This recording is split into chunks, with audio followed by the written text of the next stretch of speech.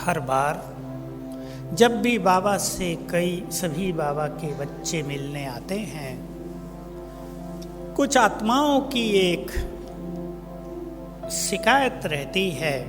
शिकायत कहें या उनका दुर्भाग्य कहें, मैं यही शब्द बोल रहा हूं कि जैसे ही बाबा के मिलने का दिन आता है, उनकी स्थिति बिगड़ जाती है। घर से चले, बहुत उमंगों में चले, 2 मास से इंतजार कर रहे थे बाबा से मिलने जाएंगे, बहुत अच्छा था सब कुछ।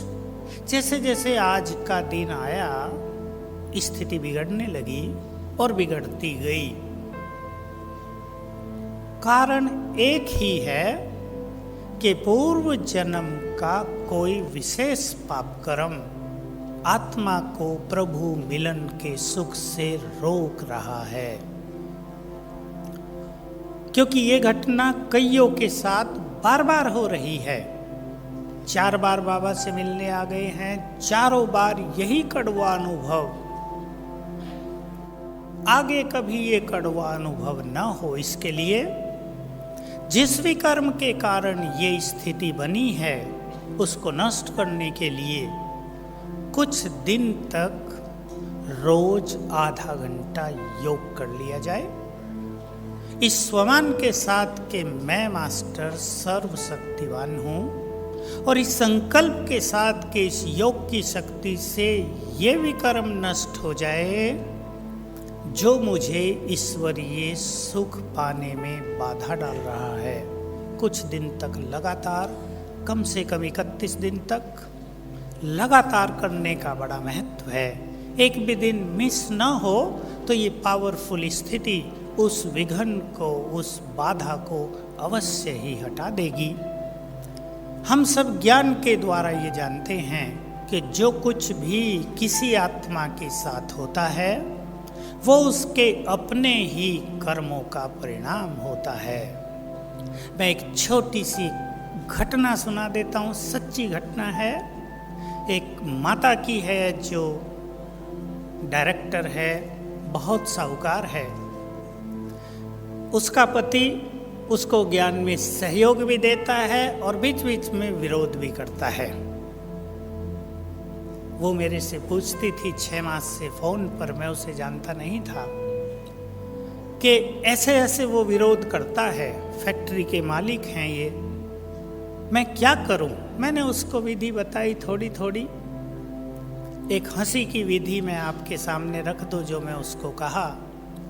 उसने कहा कि पति कहता है कि मेरे साथ बैठकर 2 घंटा टीवी देखो, और कुछ नहीं कहता।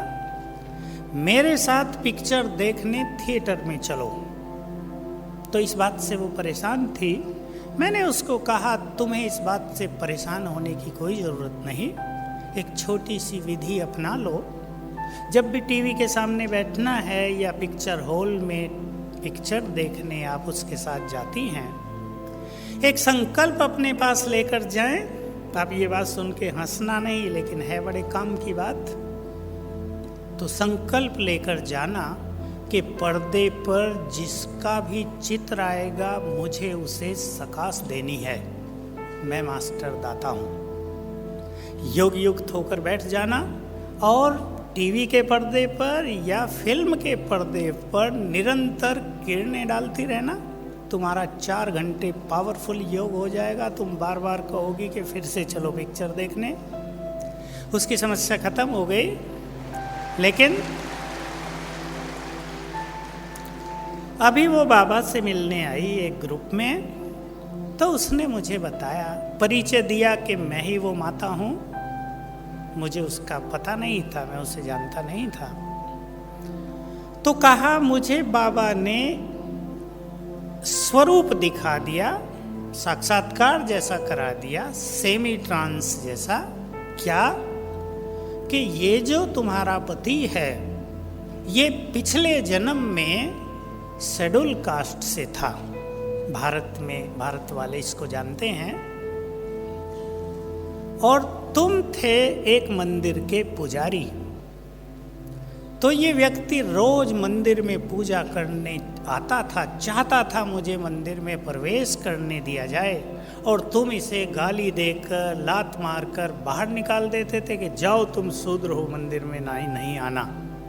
तुमने उसको कभी नहीं मंदिर में प्रवेश करने दिया। वो बेचारा बाहर से ही मूर्ति को हाथ जोड़कर चला जाता था, अब रिटर्न हो रहा है। तो कहा, जब से बाप मैंने ये देखा मेरा चित्त शांत हो गया कि जो कुछ है वो सब कुछ मेरे ही किए हुए कर्मों का परिणाम है। मैंने उसकी भक्ति में बाधा डाली, वो मेरे परमात्म मिलन में बाधा डाल रहा है। आज यदि किसी को ऐसा कड़वा अनुभव हो रहा हो कि जैसे जैसे बाबा से मिलने का समय समीप आ रहा है, मन की खुशी कम हो रही हो, मैं उन सभी से कहूँगा कि अब से ही एक स्वमान का बहुत ज़्यादा अभ्यास कर लें।